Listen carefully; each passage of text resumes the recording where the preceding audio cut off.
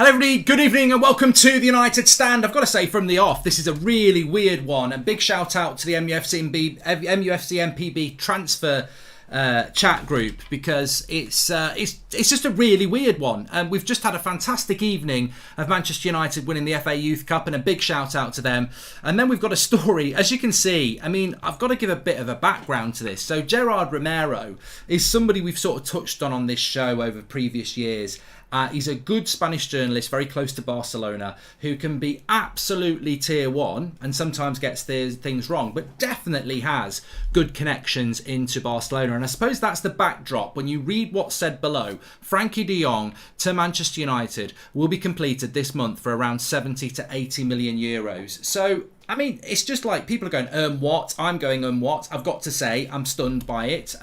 There's nothing from Romano or any of the British press or anyone like that, or David Ornstein or anybody. Nobody's hit on this. But to be honest with you, I've got to say, nobody should feel wrong for saying that's not going to happen. That's definitely not going to happen. But where we are right now, I've got to say, in the extremity of the shock of it, it does suddenly make a lot of sense. And it always made a lot of sense, because Barcelona want to rebuild, and to do that, they need to generate money. It was only a year ago that they had to remove Messi from the club, and the club was in all sorts of problems. Obviously, Aguero sadly has retired now, but there was talk of him not even going to Barcelona because they had to reduce that wage bill. They've done fantastically well under Xavi. They are rebuilding, but they need to still make money and reduce money off their wage bill. And Frankie de Jong is an asset. And when you're in a position like Barcelona, yes, you want to keep Frankie de Jong. And of course, Xavi wants to keep him. But if they want to rebuild that team, they're running a thin line. So they've got to generate money. And how do you generate money? If United needed to generate money, you can't make it off Pogba, Cavani, Lingard because they're going for free. You can't really make it off Martial because his stock's dropped. If you wanted to make money at United, you'd probably sell Bruno for 100 million or something like that. You don't really want to, but sometimes you've got to do that to make money. So maybe this is just about Barcelona want to make some money. And of course, Manchester United have got money. And of course, Ten Hag has got a relationship with de Jong. And of course, Manchester United are crying out for a holding midfielder. And Frankie de Jong, with a relationship with Ten Hag or without a relationship with Ten Hag, is one of the better centre defensive midfielders you could buy, because alright, his defensive success rate may not be up there with even a Fred, but his ability to take the ball off the back four and run a game like a Michael Carrick used to is top tier. So look, nobody's going to say no to Frankie de Jong. I think what many of us are trying to do tonight is understand the truth around this, but also the enormity of a deal like this, because we're talking about we can't afford Declan Rice. Is Calvin Phillips or Ruben Neves good enough? I tell you what, Frankie de Jong, if you've got Declan Rice and Tchouaméni here and Calvin Phillips and Neves here, de Jong for me is probably there. So if we could pull this deal off, this would be a marquee signing, but a very different marquee signing. This is a player that Pep would like. This is a player that Bayern Munich would like. So if United can pull off a deal of that enormity, it's not Declan Rice, the 22-year-old British player for 100 million, or Harry Kane. This is one of the better holding midfielders in world football coming to Manchester United in the situation that we are in. Feel sorry for De Jong if we get him, because you can see that Barcelona is his dream club. Well, look, Dylan, there's levels to this, and we do need to talk about that. Mark, we have Donny and Den Hag's just roped in de Jong because Barca bought Kessie. I think Delit's next, says Masker. I mean, look, I've got to say, I've got to give the background on it. So the Gerard Romero, Frankie de Jong to Manchester United will be completed this month for around 70 to 80 million euros. And then there's another one where it says, well, look, let me just show you this next one. This was from Rob Dawson yesterday. Frankie de Jong is happy to stay at Barcelona and Xavi is keen to build his team around him. Man United were exploring the possibility of signing, but were told no. Well, it very much feels like now we're being told yes, because before the end of the season, there's a 95% probability that Frankie de Jong will go to Manchester United. It's a pure economical issue, which is exactly what I was talking about there. This is not Barcelona removing a player because Xavi and Barcelona don't rate him. This is Barcelona removing Frankie de Jong from the team because they can generate 70 million quid. They can replace him with Kessie for free. They can bring Rafinha in for 25 million. This is purely It makes sense. Now, I don't know whether it's going to happen. For all I know, David Ornstein could come out tomorrow morning and say this isn't going to happen. And it probably will happen if it needs to happen very, very quickly.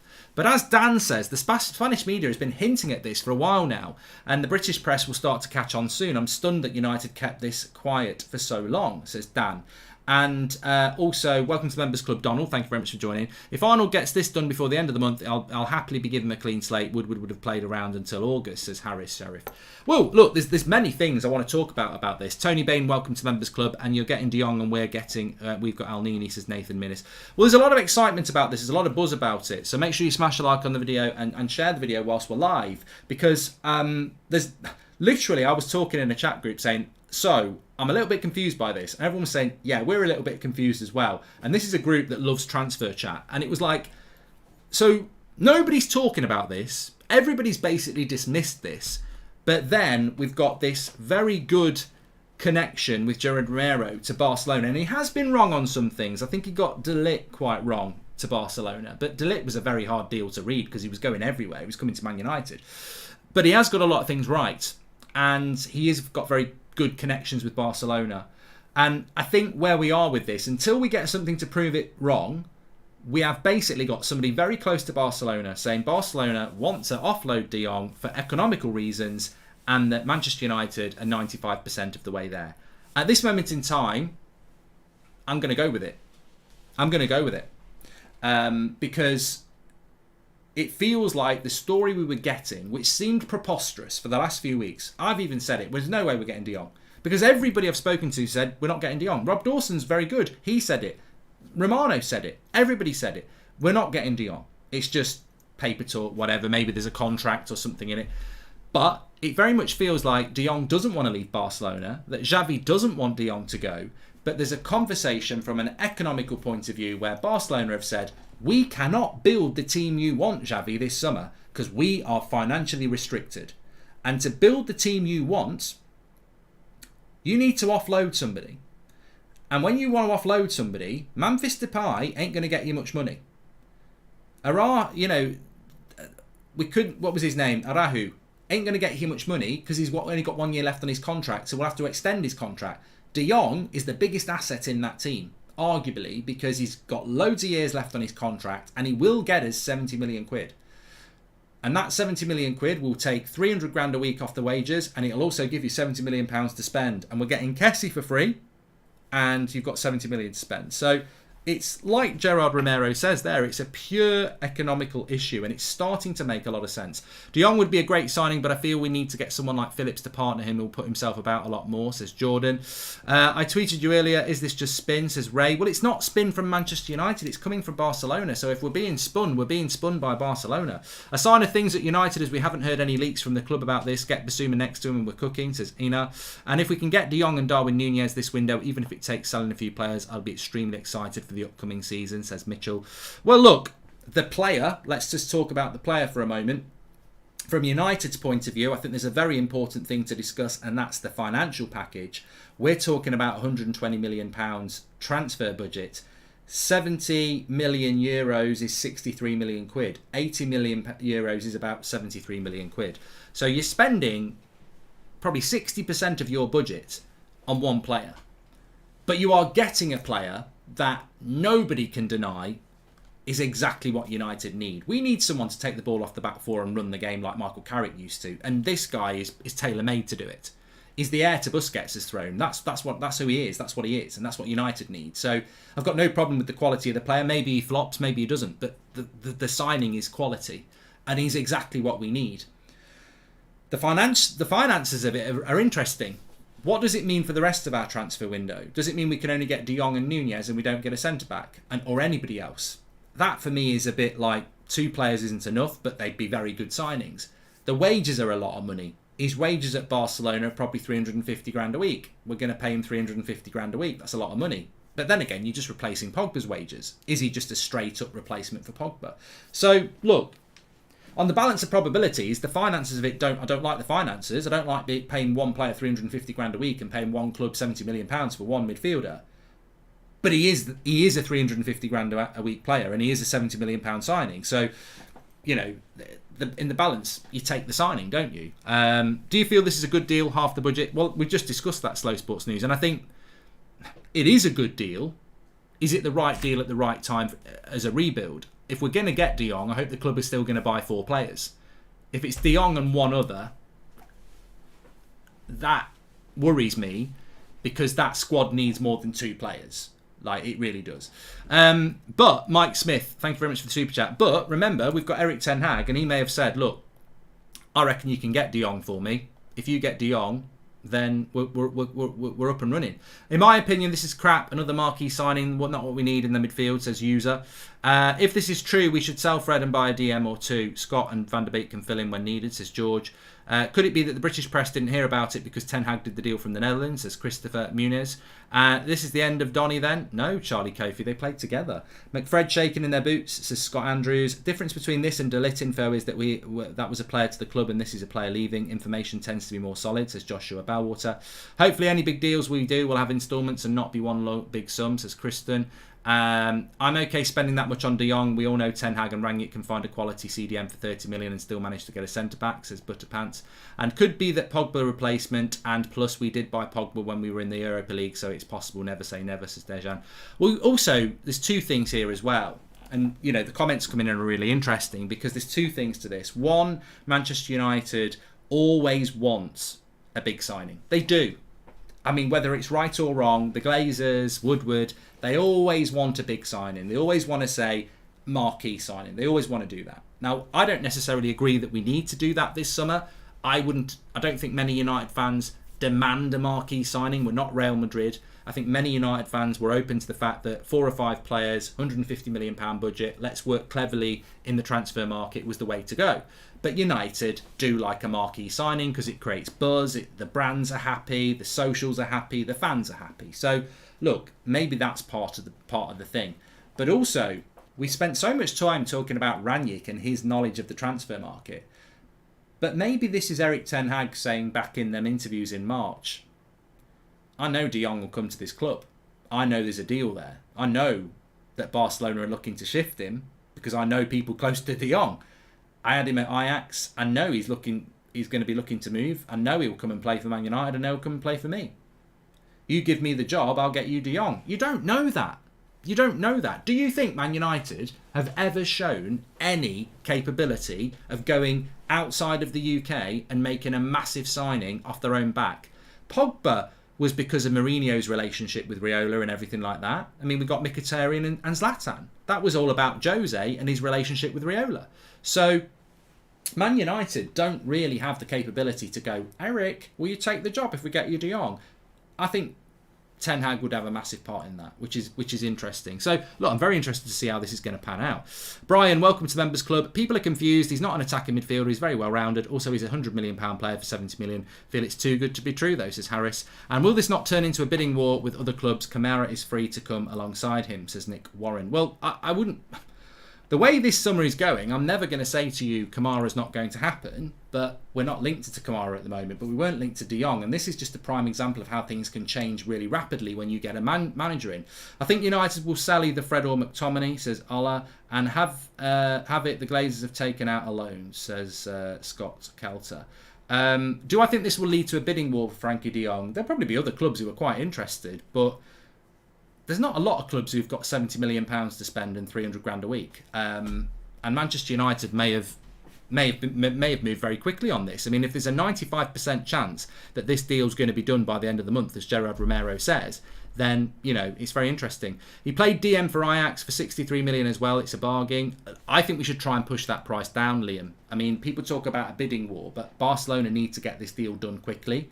If I was United, I wouldn't be bent over a barrel over this. I'd be saying, look, we'll do the deal, but you need the money. There's 63 million quid. Let's get on with it, because he's a bargain at that. Robinson Crusoe, first step of a rebuild. Good step, but still have to get a few sales and players off the books. Still weak back line and exhausted front line. We need more. We do, Robinson Crusoe, but the CDM position is the position for me that is the most important position. Let's be honest, though. If we did get De Jong, surely that covers the whole midfield problem, as Donny is going to come back. Then just get a centre-back, says MG. We need a forward as well. They'll pay in instalments, which won't affect the total budget, says Sabian. Mark, have you seen Dylan Levitt's goals this season? And tonight he's on fire, says Dan. Mark, do you think this is legit? Says Arshik. And we're going to go from McFred to De Bong, says Fervent. I do think there's something in this. I think it's really important for me to clarify what I said at the start. Very confused. Very confused.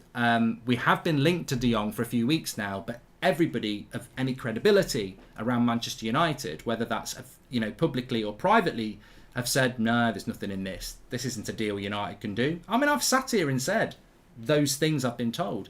United are not going to spend 350 grand a week and 70 million pounds on Frankie De Jong. They're not going to do it. And he's not going to. Why would he want to come to United? It was illogical. It was never going to happen. But obviously, this noise has had some validity to it, because Gerard Romero has got good connections around Barcelona. He's a very good source around Barcelona. He's not a very good source on Man United. He's not a very good source on the French league or the Italian league or the Premier League, but he's a very good source around Barcelona. He's what you call a specialist source. It's like Mike Verwey, who talks about Ajax. Not a lot of people knew about him until Ten Hag. He's very good around Ajax. And Gerard Romero is very good around Barcelona. Now, he might completely get this wrong. He has got things in the past, but what is not in dispute is that he does get information from Barcelona. And what's going to happen, I think, over the next 12 hours is that we're going to get people scrapping around to try and find out whether this is true. I don't see this as a marquee or benefit the team and will suit a system. Previously, we've signed players without a plan. This is a plan, says Dan. And I don't think everybody realises who Frankie De Jong is. By spin, I mean chucking our name into signing him just to get real options to bid, says Ray Cowley. Yeah, maybe. But I don't think people really realise what Frankie De Jong is as well. He's not a bloody attacking midfielder for a start. He's not a box-to-box player per se. He can play box-to-box, but he can certainly play holding midfielder. And I think if he's coming into Manchester United, we are moving into that world where, maybe we're going to play midfield too. Maybe we're going to sit him in front of the back four. But look, it would be a really interesting signing for Manchester United if we can do it. The European lad, who's pretty good around Ajax, let me just read up what he's saying. I'm sad for Frankie himself because he didn't want to leave Barca. In fact, I think he would have liked to stay for another 10 years. So to hear that the club wants to sell him must be hard for him, but this is football, it's business.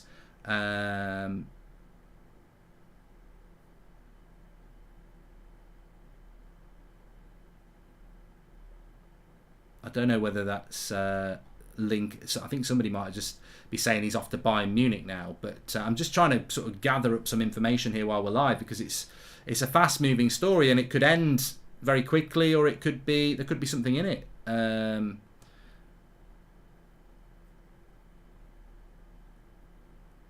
Argue the most important thing you need to strengthen with a world-class player due to Tenag's style players. I think this is likely becoming as a dream for your guys, especially since Ten Hag always gets the best out of him here at Ajax.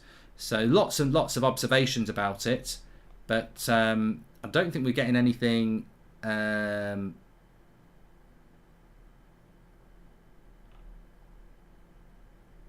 knock it down. I'm just having a quick look here. Just bear with.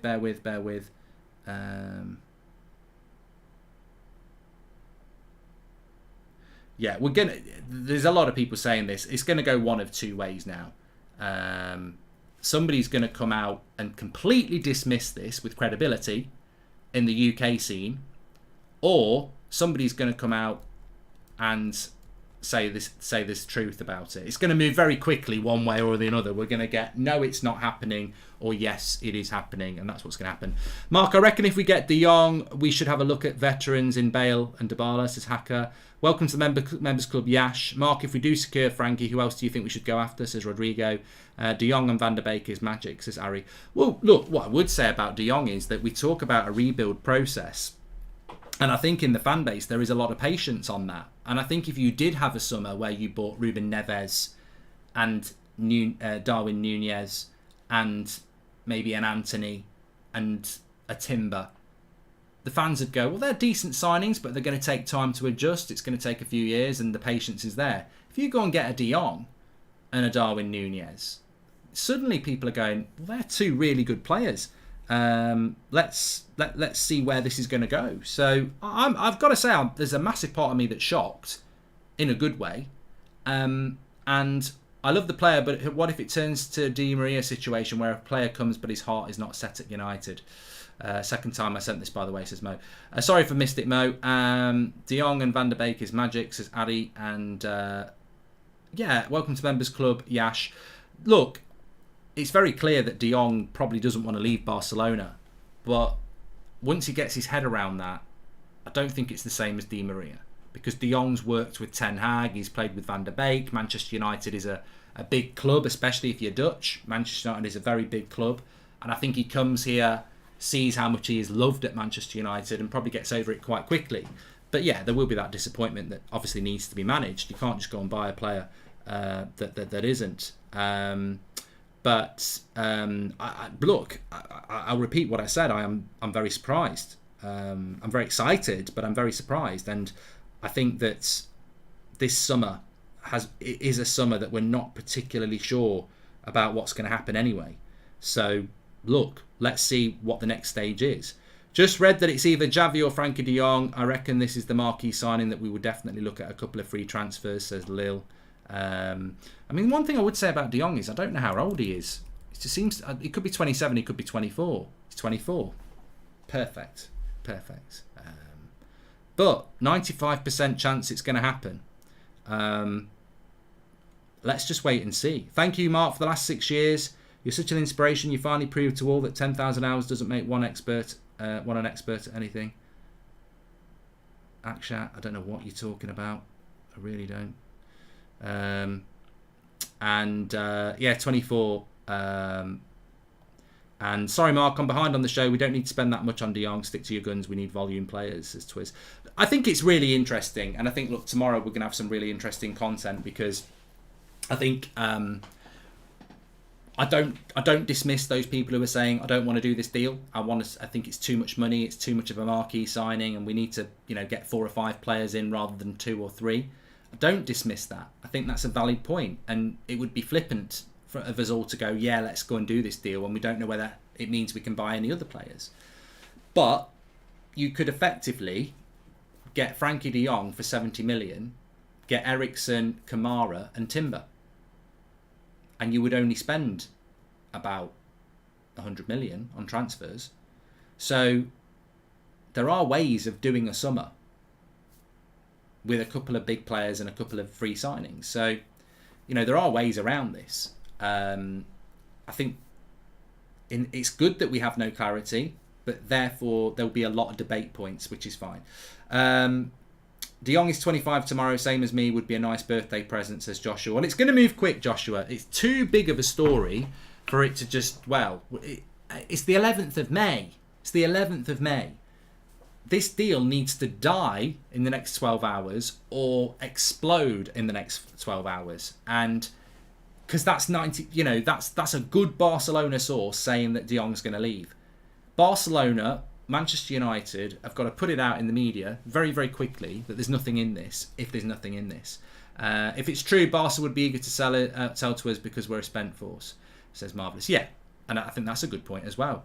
We're a good club to sell him to sell to. We've got the money and we're not a threat. They don't want to see him going to Bayern Munich. They don't want to see him going to Man City. These are clubs that they might see as a threat. Sorry if you've addressed this already, but I thought that a striker was the focus. Why would other big clubs not be in for him, says Threefold Pack. Well, we're told a striker's a priority. Personally, for me, and I know a lot of you, I want us to buy a holding midfielder. So I'd be over the moon with this. The timing of this with Ajax winning the title has Ten Hag making this deal happen. Fingerprints all over it, says Billy. Mate, if this does happen, this is Ten Hag. This will have been mentioned in the interview. This will have been part of the plan for the last few weeks. This De Jong leaving Barcelona story has been running for 3 weeks. This is what I mean. I'm shocked and I'm confused that this is coming from a very good source from Barcelona and nowhere else. So the credibility of it is spot on, but no one else knows anything about it. This feels to me like this is Ten Hag and Barcelona and Man United working on something that nobody really thinks is possible because he's such a good player. Why would Barcelona sell him? And in a couple of sentences, Barcelona don't want to sell him, but he's their number one player to get some money in to buy other players and continue their rebuild. De Jong doesn't want to leave, but we'll have to accept that.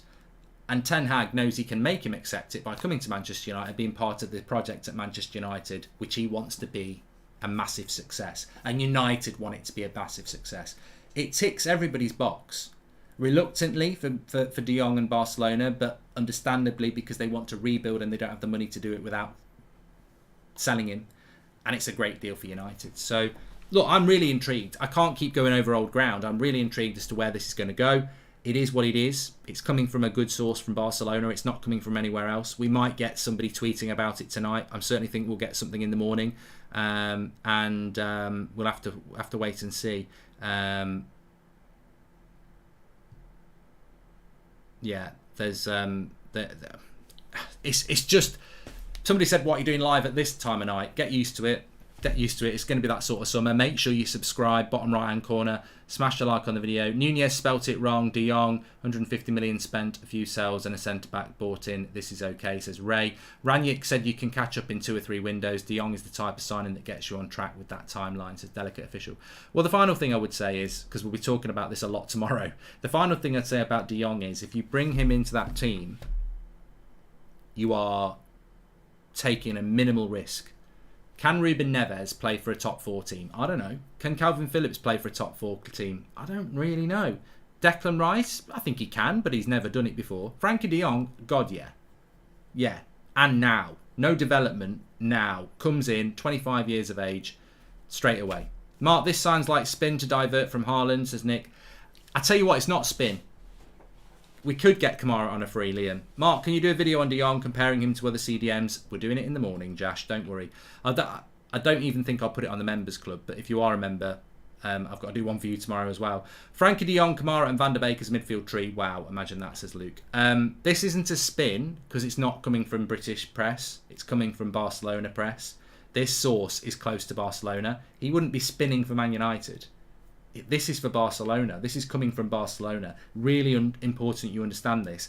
This story is coming from Barcelona. It's not coming from United. If this was spin from United to deflect from Haaland, this would be coming from Laurie Whitwell or James Ducker or the Manchester Evening News or Simon Stone. Maybe even Romano. This is coming from Barcelona. Anyway, look, we'll see where it goes tomorrow. Make sure you smash a like on the video. Really interesting news. Let's just see. I'm quite surprised. I think most people are, but there is credibility to it. Let's see, because I think by tomorrow morning show at 10, we'll know whether this story is legitimate or not. Thanks everyone for watching. Take care, and I'll speak to you in a bit.